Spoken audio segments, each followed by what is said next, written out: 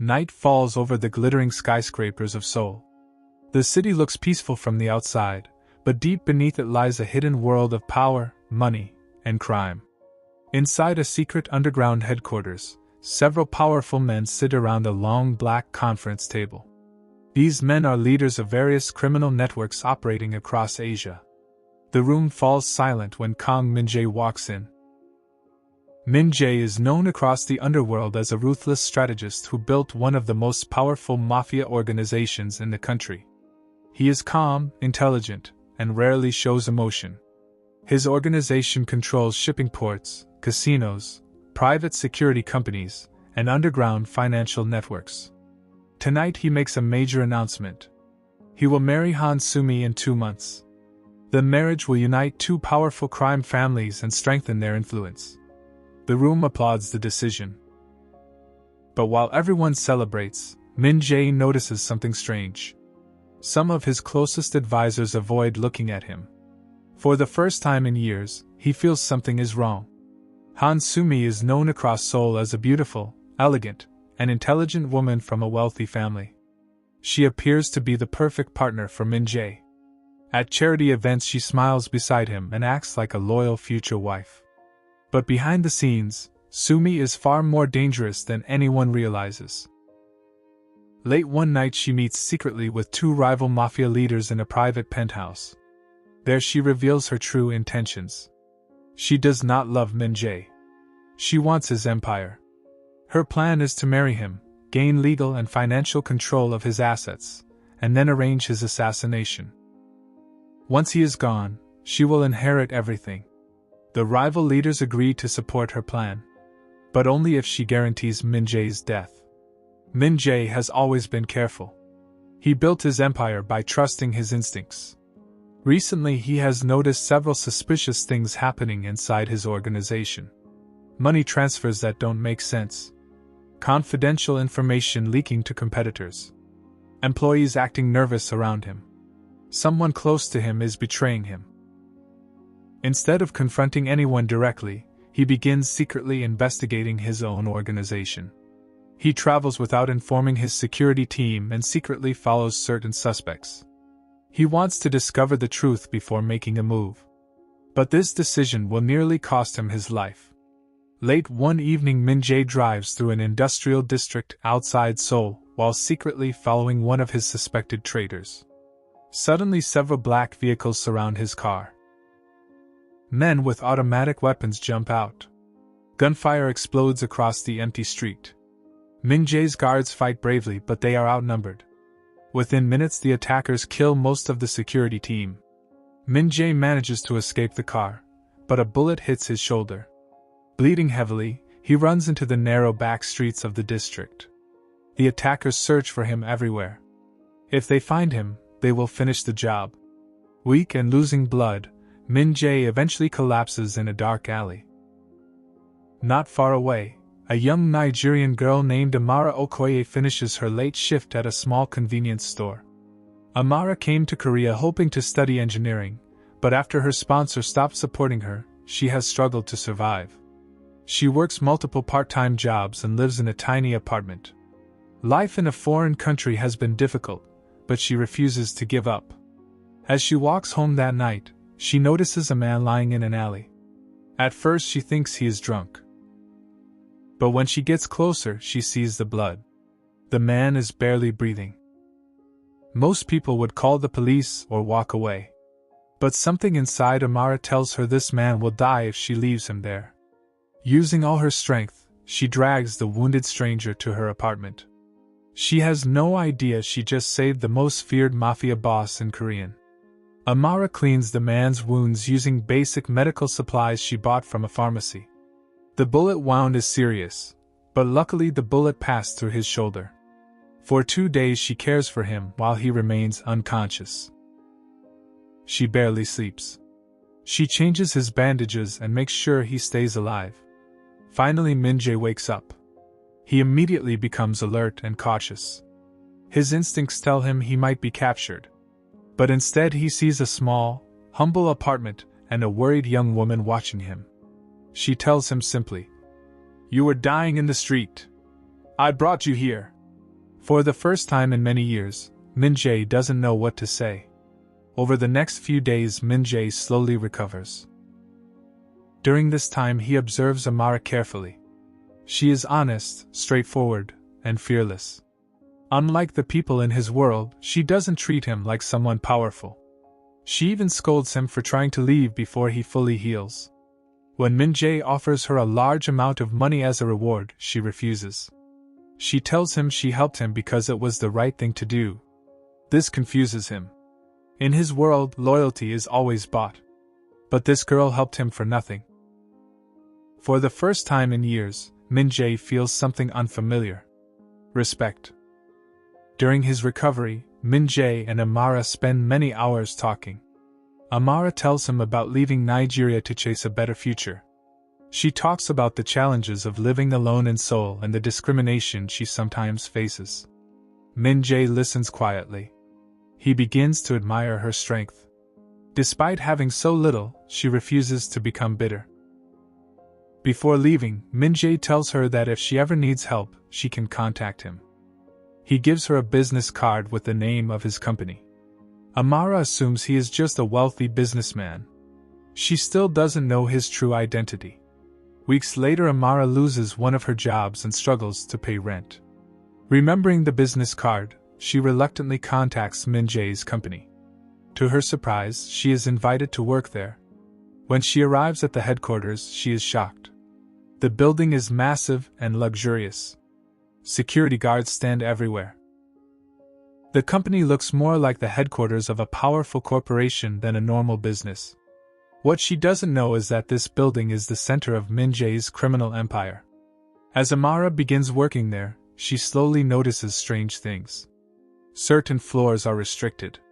Men with tattoos and scars come for secret meetings. Expensive cars arrive late at night. One day she overhears employees whispering about the boss. Then she sees Min-Jae walking through the building surrounded by bodyguards. Everyone bows respectfully. Only then does she realize the truth. The man she saved is not just a businessman. He is one of the most powerful mafia bosses in the country. Han Sumi quickly notices that Min-Jae treats Amara differently from other employees. He trusts her opinions and sometimes asks her to help with technical problems. This makes Sumi suspicious. She orders her private investigators to learn everything about Amara. Soon she discovers that Amara was the one who saved Min-Jae after the assassination attempt. This makes Sumi nervous. If Min-Jae ever learns about her betrayal, her entire plan will collapse. She begins considering a new solution. Amara must disappear. One night while working late, Amara accidentally overhears a conversation between Sumi and several mafia leaders. They are discussing the final plan for Min-Jae's assassination during the wedding celebration. Amara hides behind a door and listens in shock. The plan is to poison Min-Jae's champagne during the wedding toast. Her heart begins racing. If she says nothing, Min-Jae will die. But if she speaks, Sumi might kill her. Amara now carries a secret that could start a mafia war.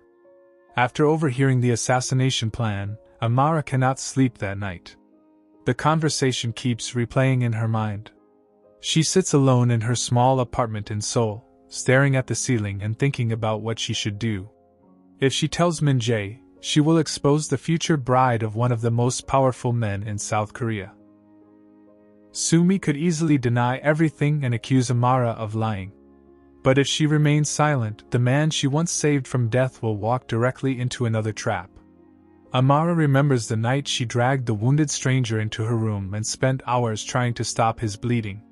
Back then she didn't know he was powerful. She helped him simply because he was a human being in danger. Now the situation is the same. She finally makes a decision. Even if no one believes her, she will warn Min-Jae. The next morning Amara tries to reach Min-Jae, but security prevents her from approaching him directly. She then attempts to tell one of his senior bodyguards about the assassination plan. The bodyguard listens but quickly becomes suspicious. To him, Amara is just a foreign employee making accusations against the boss's future wife. He thinks she might be trying to create drama or gain attention. Within hours, Sumi hears about the accusation. She immediately understands that Amara overheard the conversation. For the first time since planning Min-Jae's murder, Mi feels threatened. She tells her secret allies that the girl is now a problem, and problems must be eliminated. Meanwhile, Amara realizes no one is taking her warning seriously. If she wants to save Min-Jae, she may need to act alone. The day of the wedding finally arrives. The ceremony is held in a luxurious hotel ballroom in Seoul, filled with crystal chandeliers, red carpets, and hundreds of important guests. Political figures, businessmen, and crime leaders from several countries attend the event. For the outside world, it looks like the marriage of two powerful business families. But beneath the celebration lies tension and danger. Security guards stand at every entrance. Sumi moves through the crowd wearing a beautiful white dress, smiling gracefully and greeting guests. No one can see the darkness hidden behind her calm expression. Min-Jae arrives in a perfectly tailored black suit, confident and composed as always. But deep down he still feels uneasy. His instincts tell him something is wrong, though he cannot explain why.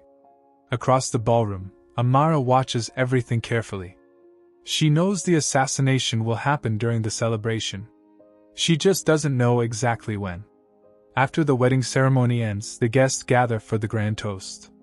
A long table of champagne glasses is prepared for the bride and groom. This moment is exactly what Sumi planned for months. While everyone is distracted by the speeches and applause, one of her allies quietly switches Min-Jae's glass with another containing a deadly poison. The poison is fast and nearly impossible to detect. From a distance, Amara notices something strange. She sees the subtle movement when the glasses are switched. Her heart begins pounding. She realizes this is the moment.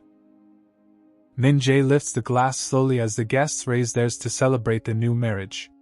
Without thinking about the consequences, Amara runs forward through the crowd. Just before Min-Jae drinks, she slaps the glass out of his hand. The champagne shatters across the floor. The entire ballroom falls silent. Everyone turns to stare at Amara in shock. Security guards immediately surround her. Guests begin whispering, confused and angry. But Min-Jae raises his hand, signaling the guards to stop. He looks at Amara and asks calmly, "Why did you do that?" Amara, shaking with fear, tells him the glass was poisoned. At first many people think she is lying. But Min-Jae orders one of his men to test the spilled liquid. Within minutes the result is confirmed. The drink contained poison. Suddenly the entire room erupts in chaos. Guests panic and rush for the exits. Min-Jae slowly turns his head towards Sumi. For the first time, the perfect bride looks frightened. Her secret has been exposed. Knowing her plan has failed, Sumi gives a hidden signal to her allies. Armed men suddenly appear inside the hotel. Gunshots explode across the ballroom. Tables flip over as people run for cover. The wedding instantly turns into a battlefield. Min-Jae's loyal soldiers respond quickly and engage the attackers. Bullets shatter glass walls and chandeliers. Amara hides behind a pillar while the gunfight rages around her. Min-Jae personally leads his men, proving why he became the most feared leader in the underworld. After a brutal battle lasting nearly 20 minutes, Sumi's forces are defeated. Many of her allies are captured. She attempts to escape through a back exit but is stopped by Min-Jae's bodyguards. Her dream of controlling the empire is finished. Later that night, Min-Jae sits quietly in his office overlooking the glowing skyline of Seoul. The wedding hall has been cleared and Sumi is now imprisoned by his organization. Min-Jae reviews everything that happened. The assassination attempt weeks ago. The ambush that almost killed him. The poison at the wedding. Then he realizes something important. Amara saved his life not once, but twice. First, when she rescued him from the street after the ambush. Second, when she stopped the poisoned champagne. In a world where everyone around him was motivated by power, money, or fear. The only person who acted purely out of loyalty was a girl who had nothing. For the first time in years, Min-Jae begins to question the life he has built. A few days later, Min-Jae invites Amara to the rooftop of his headquarters. The city lights stretch across the night sky of Seoul, glowing beneath them. For a moment neither of them speaks. Then Min-Jae finally thanks her. Not as a mafia boss thanking an employee, but as a man thanking the person who changed his fate.